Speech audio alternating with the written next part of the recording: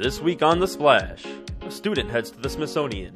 We build through business, and later some summer history. The Splash is a production of Civic Center TV. We're a news magazine that covers everything from local news to feature stories, all so that we can bring you the latest from the greater West Bloomfield area. And now, let's dive into The Splash. Thank you so much for being with us on The Splash. I'm Brooke Allen. A local student's history project made its way from the classroom all the way to the Smithsonian in Washington, D.C. Reporter Jake Kustas shares with us this story. From an assignment to the Smithsonian, Jacqueline Foreman and her project partners from Bloomfield Hills High School had an unexpected trajectory for their history project. So it started as a final for my advanced placement U.S. history class, and then from there we went through a school competition and then district, states, and we made it all the way to nationals and even had it displayed at the Smithsonian Museum. So it started as something small and kind of bursted into something large. And then my group members and I, who unfortunately couldn't come, we wanted to learn more about our state's history as we'd been learning about other states' history in the class, but nothing really specific about Michigan's history. So that's kind of why we took the topic, and then it expanded from there. Their project was based on the Toledo War, a dispute that ended up shaping the state of Michigan as we know it. So the National History Day contest, the overall arching theme was conflict and compromise. And so, like I said, we wanted to bring it to Michigan. And so we started researching conflicts and compromise in Michigan, and this was the most prevalent one that seemed interesting. This war led to Michigan becoming a state, and so if it didn't happen, who knows how much longer it would have been until Michigan gained its statehood. Students from all over were a part of this competition, giving Jacqueline a perspective on conflicts from many different places. So, we didn't really expect to go this far, as we thought it'd just be a school thing, maybe states, that's it. Because my friend did it, and when she didn't get to nationals, we all got up and were like, no, there's no way on earth we're going. Ours isn't nearly as good as hers, but when we got it and realized we were all just shocked and in awe of the fact that we made it. And it was just a really eye-opening experience, because it was people from all 50 states, the territories, and a few countries in Asia. So we really got to see other events through people's eyes in different states and countries around the world. Despite the trip to our nation's capital and all the recognition, teaching and sharing info with others is what's most important to Jacqueline. To me personally, getting to teach anyone anything more is a huge accomplishment, as if you don't continue to teach, it just gets buried away. And so the fact that, like you said, we don't learn it in schools, but I was still able to educate people who might not have learned about it before, was really meaningful to me. Reporting for The Splash, I'm Jake Kustas. For more, you can visit civiccentertv.com/Smithsonian student. Creating and building connections in business tends to carry over into the community, and that's one thing the Chamber of Commerce wishes to achieve with its big series. Andrea Petrus brings us the story. One of the most integral parts of any community is its relationships between businesses and residents. The Greater West Bloomfield Chamber of Commerce strives to bridge gaps and bring the community closer together. Among their many programs designed to build stronger partnerships is the BIG series. BIG, or the Business Innovation Generator, is a platform to bring in expert speakers on a variety of topics that can add information and depth of learning to our businesses and community members. In the latest installment, the Chamber and the West Bloomfield Public Library hosted Adam Randville, a national professional speaker with Michigan roots. Today's event is called Creating Trust and Comfort, and what I'm doing is I'm teaching people how to establish an emotional connection with everybody they meet on a dynamic subconscious level, and I do that by teaching them how to understand body language, how to utilize tonality, how to develop emotionally connecting dialogue, and then we're going to shift into the personal development where I go over internal dialogue, spiritual alignment, mental clarity, gratitude habits, and I'm going to incorporate a couple personal stories as well to help them connect to the material a little bit better. One of the great things about all of these series is that there's an opportunity to network. So our community members come here, first they're networking, then they're listening to these great speakers who give them ideas about how to create deeper personal relationships and create dialogue for creating even more effective relationships within the community. These events like this specifically are extremely critical to people in the community because these are local business owners, these are solopreneurs, these are sales professionals, business professionals that need to continuously work on themselves, build up their knowledge base as a sales professional and also as a mother or a father or a sister or a husband or a wife. So it's crucial that they come in and they always work on themselves personally and professionally. The number one problem with communication across the board today in today's society is that people are no longer listening to learn. They are listening to respond. So the dialogue specifically that we want is people to empower themselves, go home, empower their families, and empower their companies. Businesses are the heart of any community. They create money for the schools, and it's also a great place to live, work, and play in. So the more that we can engage the community, the better it will be for the prosperity of the community. Reporting for The Splash, I'm Andrea Petrus. You can find more information on our website at civiccentertv.com/big trust and comfort. Coming up, we explore the history of some summer fun and then a new episode of Sidewalk Talk. Don't go away. You're watching The Splash on Civic Center TV.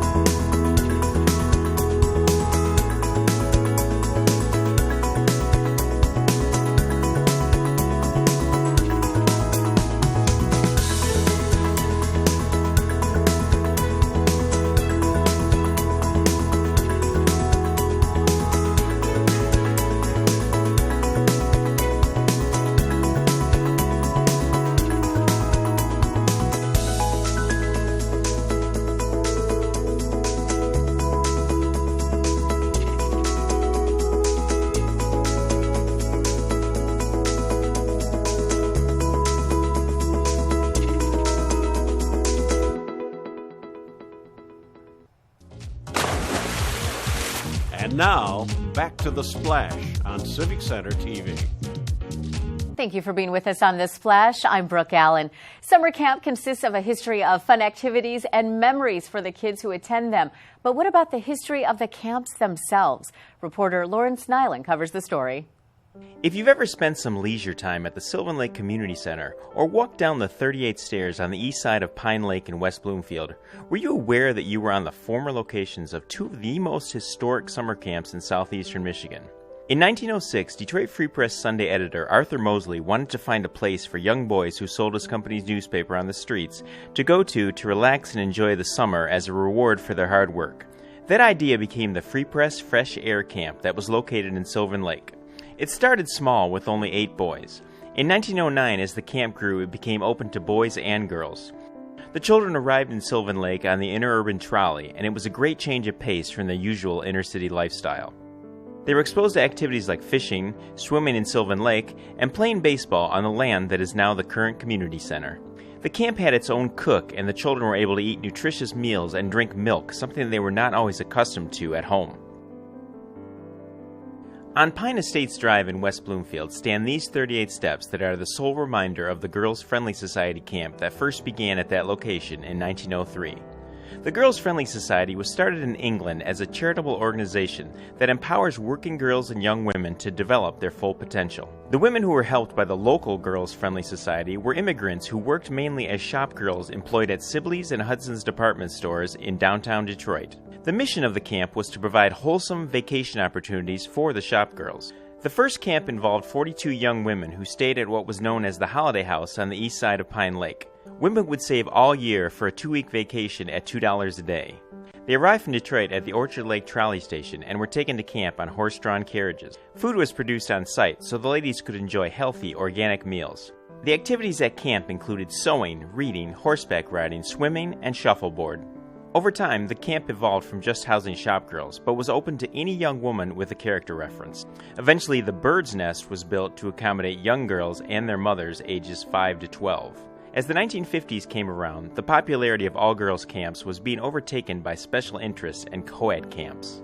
And as the Pine Lake area became less rural, the Holiday House outgrew its location, and in 1958 it closed. But 60 years later, the stairs and the memories still reside. Reporting for The Splash, this is Lawrence Nyland. To learn more on this story, you can visit civiccentertv.com/camp history. And now it's time for Sidewalk Talk, where reporter Patrick McElmurray asks the people of West Bloomfield a very interesting question. The only surgery I've had so far is on my foot, with a 4-month paid vacation afterwards, and that was one heck of a bunion. What surgeries have you had?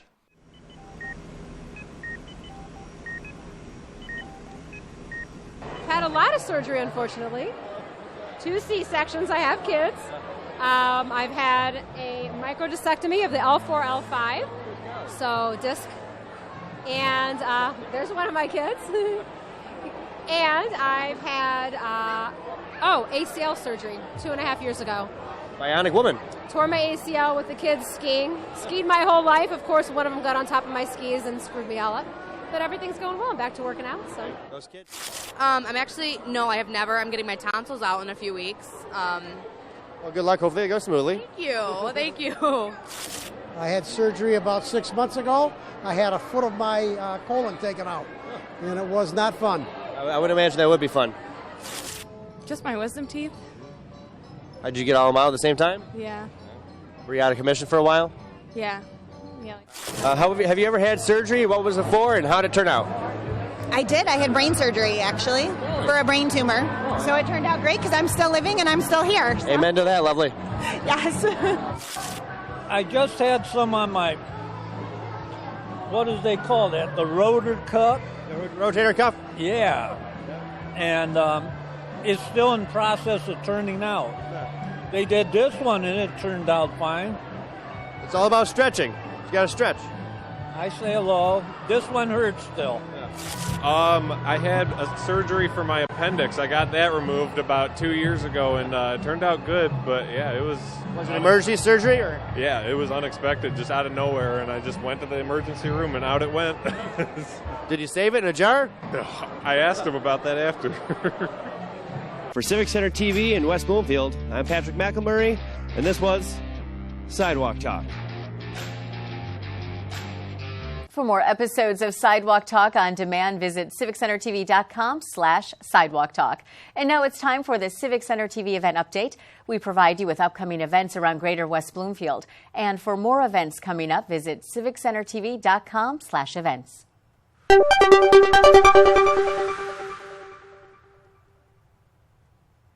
Dispose of prescription drugs with Operation Medicine Cabinet, happening year-round in West Bloomfield, Keego Harbor, and Orchard Lake, and takes place at the police departments of the 3 communities. Disposing of drugs is completely anonymous, open 24/7 in West Bloomfield, Tuesdays and Thursdays, 9 a.m. to 2 p.m. in Keego Harbor, and Monday through Friday, 8 a.m. to 4 p.m. in Orchard Lake. For more information, visit oakgov.com or call your local police department. Build up your child's creativity with Lego Maker Mondays. The public library is hosting Lego craft building every Monday until July 29th from 1 p.m. to 3 p.m. No registration or Legos are needed to attend. For more information, it can be found at westbloomfieldlibrary.org. Come to Henry's Market on Main. This market hosts a variety of fresh, locally grown produce, as well as baked goods, herbs, salsa, pesto, and many other delicious products, including free samples. Learn from expert chefs how to prepare a meal with the ingredients grown from Henry Ford's very own greenhouse. The market is open Wednesdays from 9 to 5 and is free and open to the public. For more information, go to henryford.com. Music, food, drinks, and fun this summer at Marshbank Park, July 17th at 5:30 p.m. Stop by Marshbank Park to listen to Downriver Dan and Power Play Detroit. This music series features food trucks and a beer and wine tent. For additional info, go to wbparks.org. West Bloomfield Parks is hosting Itc Walks. This walking program is free and here to provide a valuable and healthy activity for the community. The walks range from 1.5 to 3.5 miles in distance, and after each walk, WB Parks will be holding drawings for a variety of prizes, and also put your name into a grand prize drawing, which will give the winner a 4-day stay at the Mackinac Island Grand Hotel. The Itc Walks occur every Tuesday at 7 p.m. and every Saturday at 8:30 a.m. For more information, visit wbparks.org. And that's this week's highlights. You can find more events online at civiccentertv.com/events and see everything going on in the greater West Bloomfield area. We're going to take a short break, and when we come back, we'll be speaking with Alexa Randolph, author and blogger. Don't go away. You're watching The Splash on Civic Center TV. Civic Center TV is your home for everything greater West Bloomfield. Here you can tune into community programming such as our weekly news magazine show, The Splash, as well as coverage of local events and meetings in Keego Harbor, Sylvan Lake, Orchard Lake, and West Bloomfield. You can also watch all of your local programming online anytime at civiccentertv.com. Civic Center TV, television that's close to home.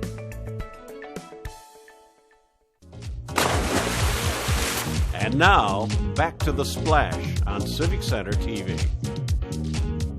Welcome back. We're joined by Alexa Randolph, author and blogger. And Alexa, you are actually a return guest. Yes, I am. Well, thank you so much for being with us. So when you were originally here, we were talking about With Love, Ella, right? So that was the deal. Yes. So tell me a little bit about your book. So I started writing at my junior year of college, which was 2014. I kind of just had these ideas of characters pop into my head, and I kind of just went from there. I wrote it, took me writing, editing, everything about 3 years, and it published December of 17. In the middle of that process, though, you were in a pretty bad accident. Yes, and that's like where my blog came into also. Okay, so the name of your blog? It's Be Forever Strong. Okay, so this is the first book. We now have a second book, yes, right? It's just published. Okay, so this one is just published. It is the sequel. Yes. Okay, we don't want to give it away, but give me a little bit of a hint. So basically, Daniel was in the first book, and it's like kind of his story now. Stuff happens throughout the book and in the end, so it's basically just about Daniel kind of like moving on. Okay, and so tell me how moving on fits in with your life. There's always, we never know what's going to happen one day to the next, and I don't want to give too much away about the first one, just in case, but something like tragic happens, and just kind of having to pick up the pieces, kind of like how I had a bad accident with chronic pain, and I kind of had to pick up the pieces a few months after I graduated from college. And how's that been for you, and how have you dealt with it? It's been hard, a lot of ups and downs. Trying to figure out at first what was going on with me. I was just in constant pain all the time. And writing has really helped me, and especially blogging, because I want to help others that are dealing with similar. Right, so you're an advocate through your blog, right? Yeah, I hope so. For those in chronic pain. Yes. So tell us a little bit about the blog. So basically I have different topics every week. It comes out on Friday, my website and my social media pages. I'm also on the Mighty and Thought catalog. And basically, it's kind of just being your own advocate. It's so important to take care of yourself because you know your body, you know yourself more than anyone, more than doctors, more than family, more than just anyone. So you went with a concussion after the crash for, what, you said 4 months without being diagnosed, correct? It was just because it was kind of hard. It was just hard to tell for the doctors, I guess. Right, but that's where being your own advocate comes in because you knew something wasn't right. Right, and I knew for a while, and I just kind of did different treatments to see what would help, and yeah. So how are you today? In pain a lot, but it's my new normal, so it's just, I kind of deal with it every day. I don't really remember what not being in pain feels like. So you originally wanted to be a wedding planner, right? Just like Ella. Okay, so just like Ella. So, so are you Ella? No, she's a little bit, but not fully. Okay, so a little bit of your quirks or whatever are in Ella. Yes. But tell me how you've evolved through the process of writing. I definitely have gotten stronger because I had wrote a book in between these two. Basically based off my accident, but in fiction form. And so the more I wrote, after having a coach and everything, it really helped me to learn and dive into the characters. So if anyone was out there who wanted to be a writer or publish their own book, give me 3 tips for them. 1, just to do it. Just go for it. I self-published. I tried with agents. I didn't get it picked up, which was okay, and I actually loved self-publishing because I got the say in everything. It was your decision, everything from... Yep, picking my editor, the cover designer, Right. like everything was all what I wanted, which was really nice. And a bookmark. Yes. This a nifty little bookmark. It's your business card, but Yes. it's a bookmark. Yes. So that is awesome. So, okay, so those are the steps for people who want to become writers, right? Just do it. There's like so many different ways. There's really no like set way, I would say. I say if you believe in it and you want to do it, go for it. Okay, so that's the writing aspect. Yes. Okay, so what about going through a life change like you did? If somebody's struggling Yeah. and needs some help, what do you think they should do? Just know like it might not be ever fully better, but you get through it. You just got to be forever strong. Just keep doing what you can do every day. Take one day at a time, and just get a really good support system. Okay, thank you. So this one is available now, the new Yes. one, Daniel Ever After. Yes. Okay, so where can we find it? Right now you can find it on Amazon, Kindle, or print. Okay, and another book in the works, or what are we waiting for? We're not sure yet. The suspense is killing me. Yes. Okay, so Daniel Ever After, of course, you can't read this one without having read this one first, so With Love, right, Ella? Yes.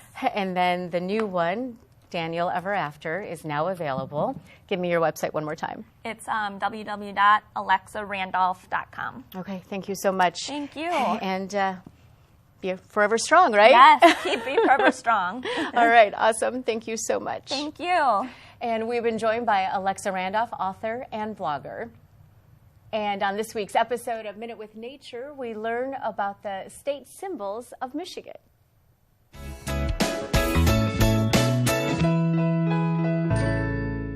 Hello and welcome to Minute with Nature. I'm your host, Lauren Azuri, the Park Naturalist for West Bloomfield Parks. And today we're here inside our nature room talking about the state symbols of Michigan.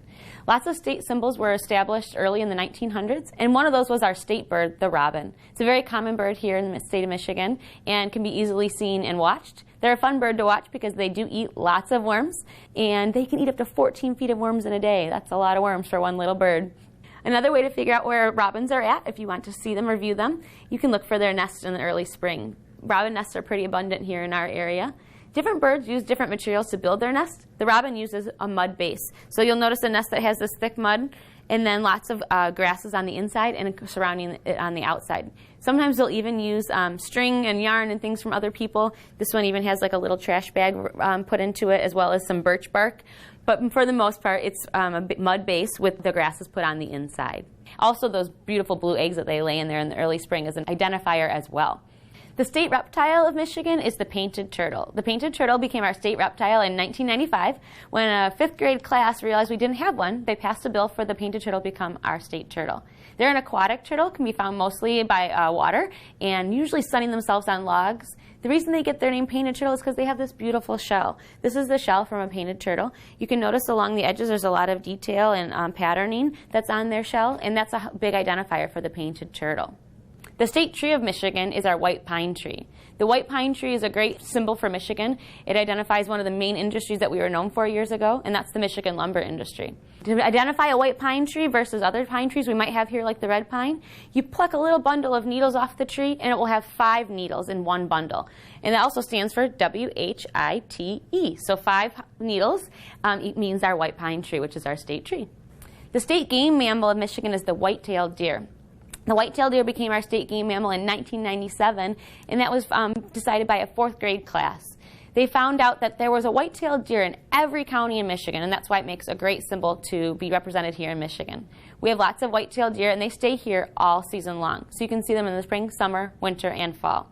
There are lots of other state symbols of Michigan. We have a state fossil as well as a state wildflower, but we don't have a state insect. We're one of only 3 states in the whole United States that do not have a state insect. But right now, a resident of Kegel Harbor, someone here in the greater West Bloomfield area, is trying to get a bill passed for the monarch butterfly to become our state insect. So stay tuned, because hopefully soon Michigan will have a new state insect. And that's your Minute with Nature.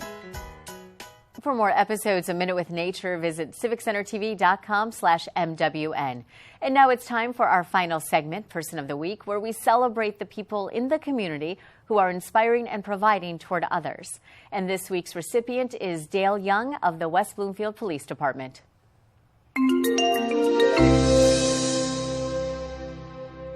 Dale Young began his career with the West Bloomfield Police Department as a cadet in 2004. In the years since, Dale has served the police department in a variety of roles ranging from road patrol to a stint in the detective unit, utilizing his expertise in law enforcement to help keep West Bloomfield one of the safest places to live in the United States. Dale's compassion, work ethic, and team-oriented attitude not only make him a well-respected part of the police department's team, but an appreciated member of the community. His appreciation of all the men and women in law enforcement and in the community make Dale Young an excellent role model out in our community and within West Bloomfield's police department. And Dale Young is the ultimate team player and leader who looks forward to contributing to the good of the community for years to come, which is why he is our Person of the Week. And if you know someone who is making a positive difference, let us know. Send an email to thesplash@civiccentertv.com. We want to congratulate and acknowledge those making a difference in our community, and we appreciate your suggestions. That's it for this week's show. You can catch new episodes Mondays at 5:30 p.m. at Civic Center TV on Comcast 15, AT&T 99, and online in HD at civiccentertv.com. Follow us on Facebook, Twitter, and YouTube at Civic Center TV. And for more Metro Detroit news, you can listen to me and Greg Bowman weekdays from 2 to 7 p.m. on WWJ Newsradio 950. So for all our friends in Sylvan Lake, Orchard Lake, Keego Harbor, and West Bloomfield, I'm Brooke Allen. Thank you for watching The Splash.